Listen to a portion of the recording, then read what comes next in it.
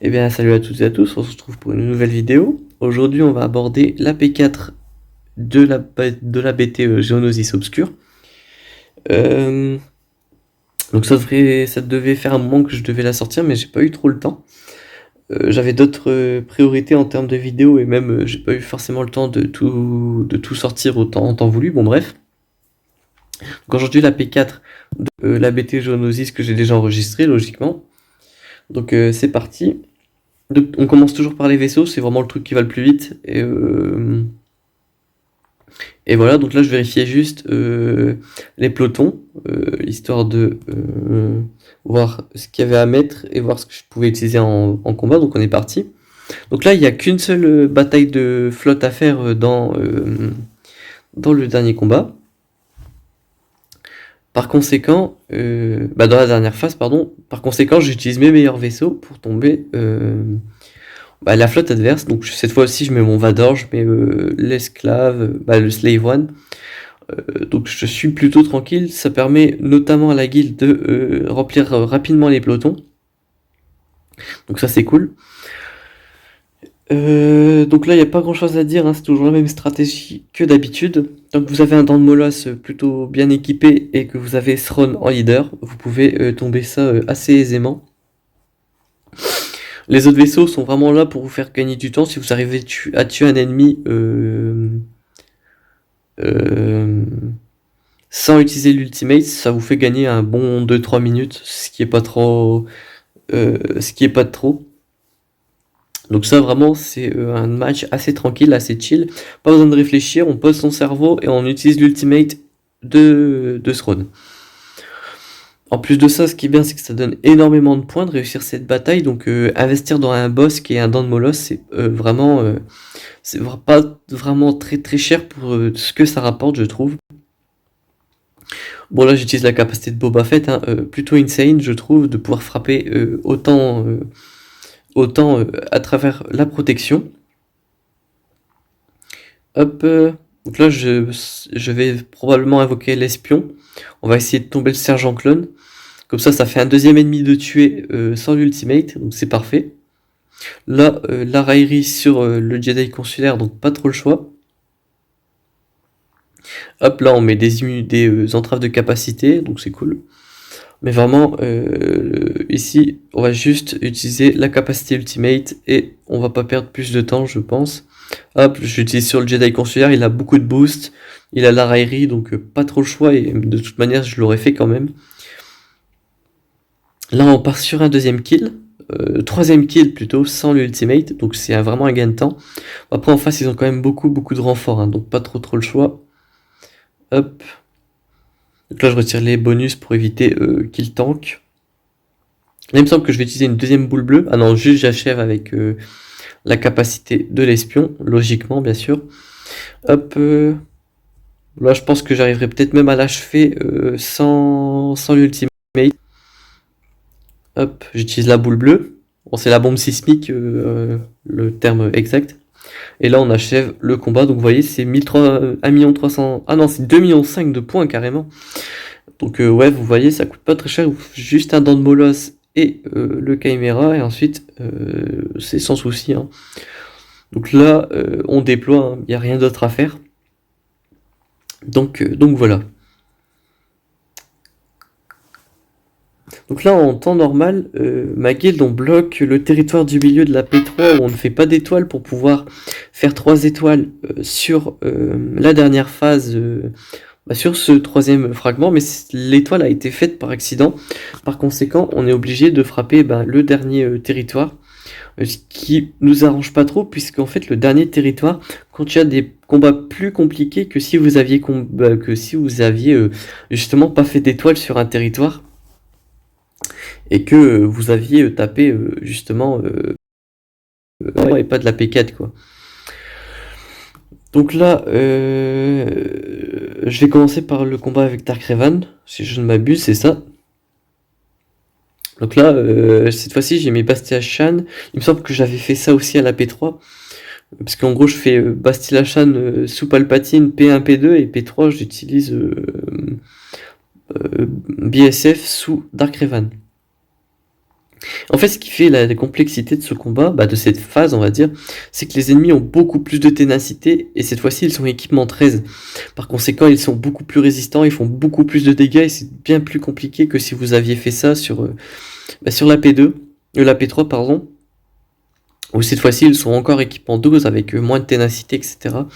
Donc voilà. Mais bon, on n'a pas trop le choix de taper cette phase, pour le coup, donc voilà.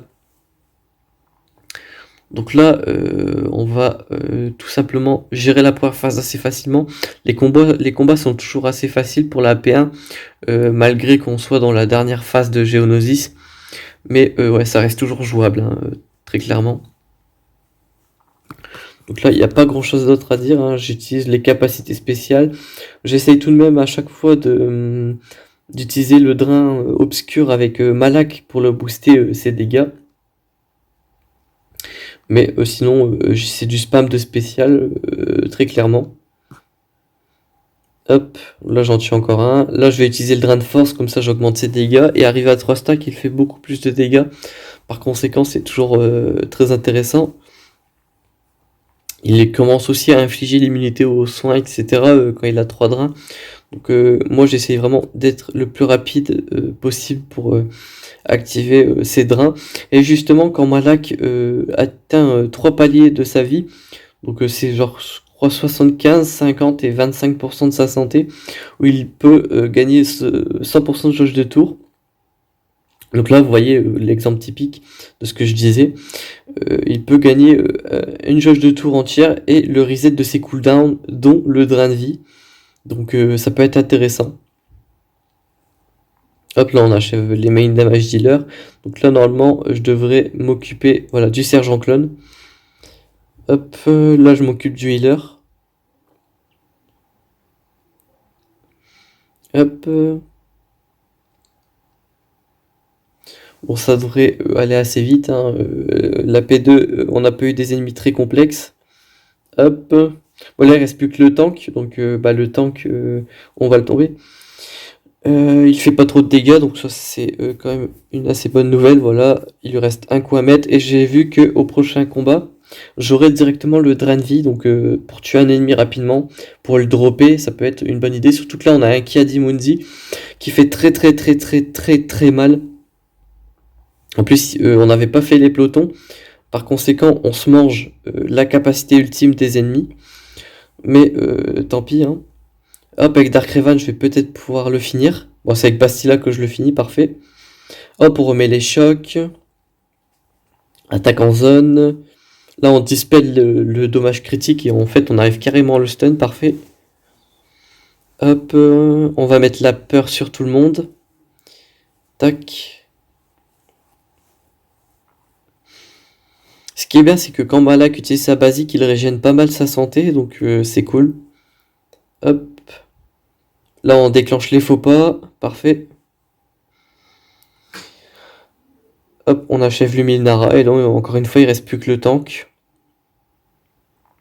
Hop. Bon, vraiment, pas trop de soucis à se faire, hein. C'est un tank, même si là, la rétribution, franchement, c'est pas trop problématique. Et hop, on arrive au dernier combat. Le dernier combat, autant vous dire que on meurt assez facilement, hein. En plus, ils ont toujours des grosses compos, avec 5 en lead cette fois, donc c'est pas rien. Hop, bon, ils utilisent leur capacité spéciale. Une attaque, une masse assist. Donc ça, vraiment, c'est plutôt problématique, on va pas se mentir. Hop. Bon, les drains de vie, hein, vraiment OP pour récupérer une blinde de santé. J'allais dire de protection, mais Malak n'a pas de protection. Là, le problème, vous allez voir, c'est que Five récupère beaucoup de santé. Et le problème, c'est qu'il a beaucoup de ténacité, donc il résiste au choc. Donc ça, c'est problématique. Par chance, mon adversaire focus le druide, mais vous voyez, hein, ça change pas grand-chose. Ils ont trop de ténacité, ils sont trop tanky, donc ouais, très vite problématique. Et voilà, il tombe mon Malak sans trop de problème, donc voilà.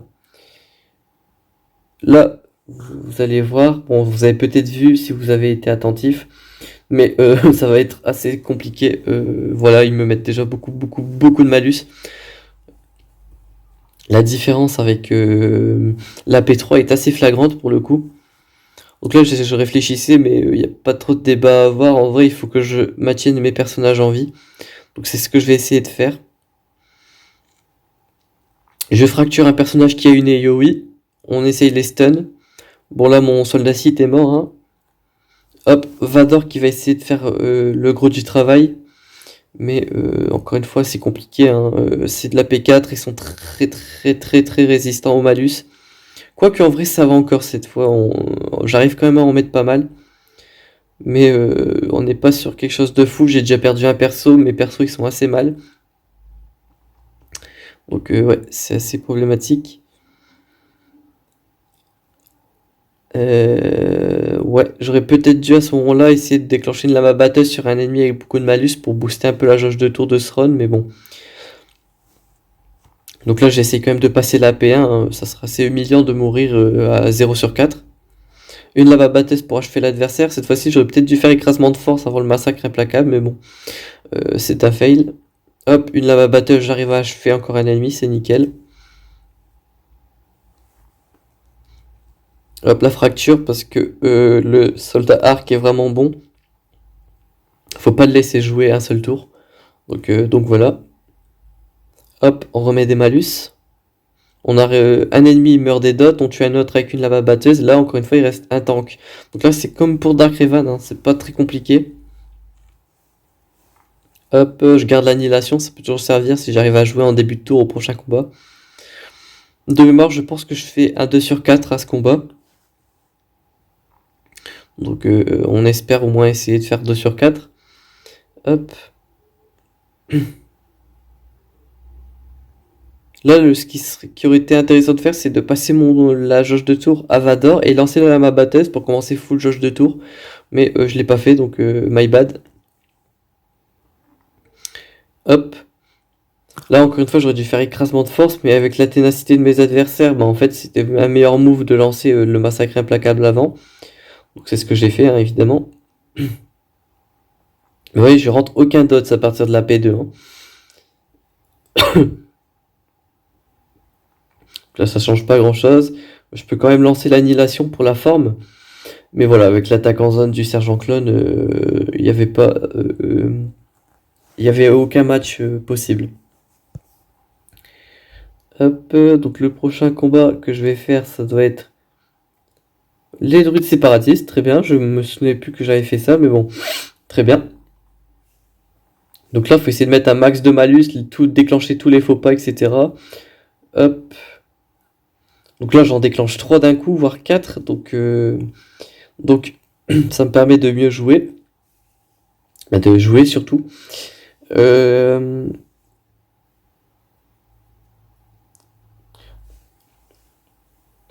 la stratégie, c'est de maintenir le Magna Guard en vie le plus longtemps possible.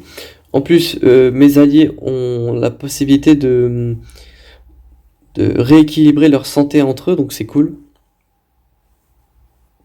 Et mon adversaire fait de même d'ailleurs. Vous avez peut-être pu le voir.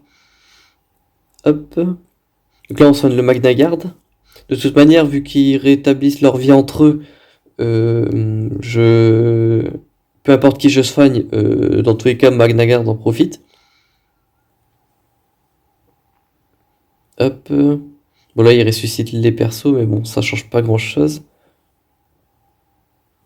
Là, j'ai essayé de stun le tireur. J'en achève 2 par la même occasion. Je termine la vague 1, parfait. Et j'ai encore tous mes persos, donc ça, c'est cool. Hop.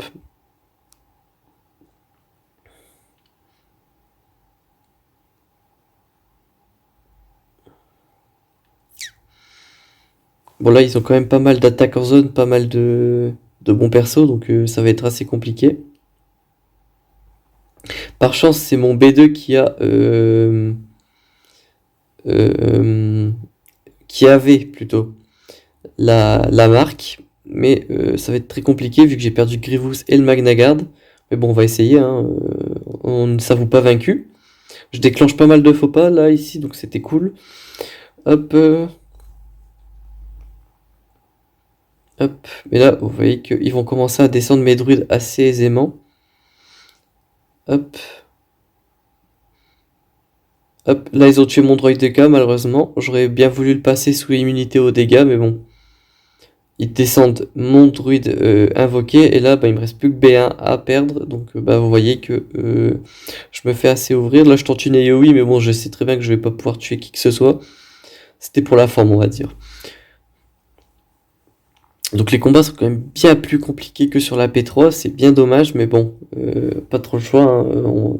L'étoile étant faite, il nous force à passer au territoire suivant. Donc là, j'utilise les chasseurs de primes, mais vous allez très vite voir que ça va être assez compliqué, parce que je vais pas pouvoir jouer un seul tour, je crois. Hop, hop, ils ont déjà presque tué IG, ils ont déjà tué une fois Boba Fett. Hop, ils ont tué une fois Jango Fett. Hop, ils ont tué 2 de mes chasseurs de primes.